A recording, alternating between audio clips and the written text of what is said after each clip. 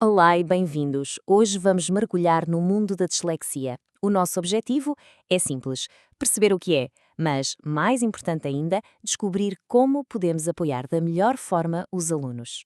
E para começar, em vez de lançar já uma definição de dicionário, vamos tentar uma abordagem diferente.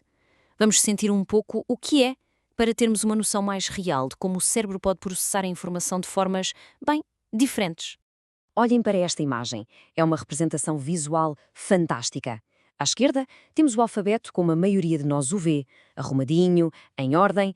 À direita, bem, é um caos de letras. É precisamente este o desafio cognitivo da dislexia, este emaranhado que precisa de ser desvendado. E esta outra imagem simula o que pode ser a experiência de ler. Para muitas pessoas com dislexia é isto. As letras parecem que dançam na página, ficam desfocadas. É um processo lento, super frustrante a descodificação, em vez daquela leitura fluida que muitas vezes damos como garantida. E isto leva-nos a um ponto que é, se calhar, o mais importante de todos. Temos de desfazer o maior mito sobre a dislexia. A pergunta é esta: ter dislexia significa ser menos inteligente? Esta ideia, este preconceito, está na origem de imensos mal-entendidos e pode ser mesmo muito, muito prejudicial. Ora bem, é mesmo importante deixar isto claro.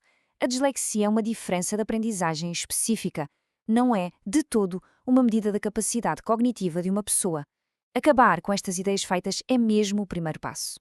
Então, vamos pôr os pontos nos is. A dislexia não é um sinal de pouca inteligência, não é um problema de visão e muito menos resultado de preguiça.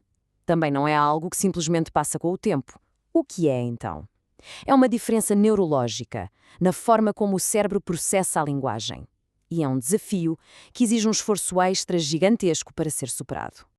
Ok? Agora que já tiramos da frente o que a dislexia não é, vamos mergulhar um pouco mais fundo. Vamos ver as suas características e os desafios que muitas vezes vêm associados. Na sua essência, a dislexia torna muito difícil automatizar a leitura. A maioria das pessoas olha para uma palavra e reconhece-a instantaneamente. Para quem tem dislexia, é como ter de estar sempre a descodificar, sílaba a sílaba.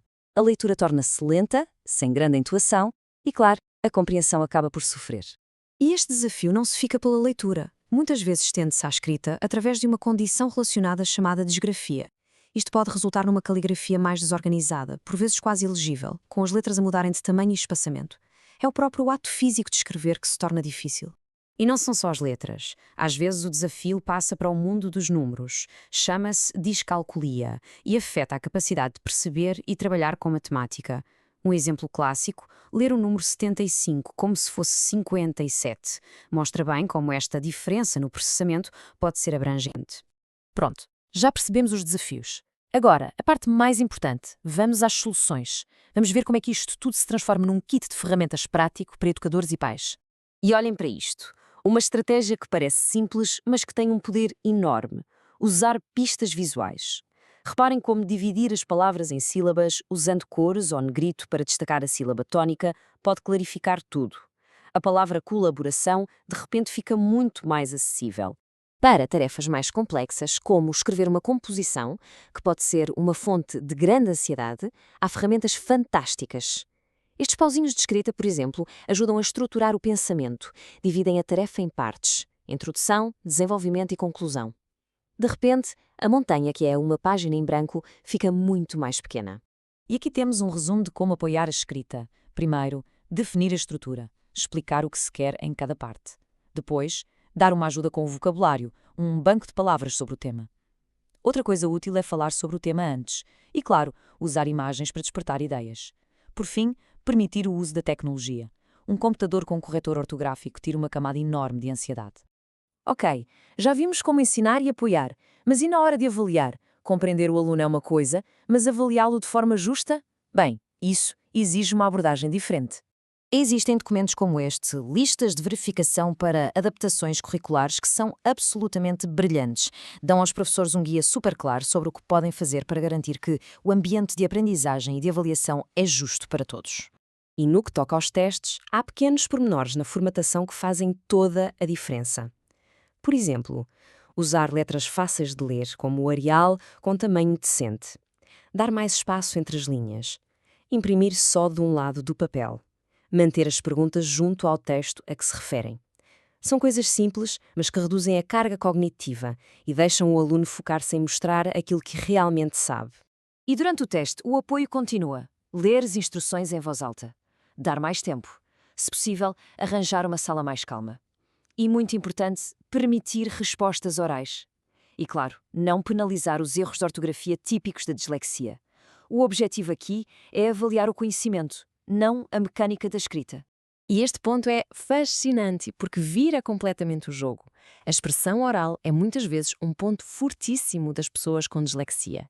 Então, por que não usá-la como uma forma principal de avaliação? É permitir que os alunos usem os seus talentos para mostrarem o que aprenderam. Então, depois de vermos tudo isto, qual é a grande lição? O que é que levamos de todas estas estratégias e ideias? Eu acho que esta imagem diz quase tudo, tal como estes paraquedistas que precisam de confiar uns nos outros para fazer a informação. O sucesso de um aluno com dislexia depende de uma rede de apoio a trabalhar em conjunto. Professores, pais, especialistas e, claro, o próprio aluno. É um trabalho de equipa. No final de contas, a mensagem é esta: com as estratégias certas e, acima de tudo, um ambiente de apoio e compreensão, os desafios da dislexia podem ser navegados. E quando isso acontece, é aí que os pontos fortes e únicos de cada pessoa têm espaço para brilhar.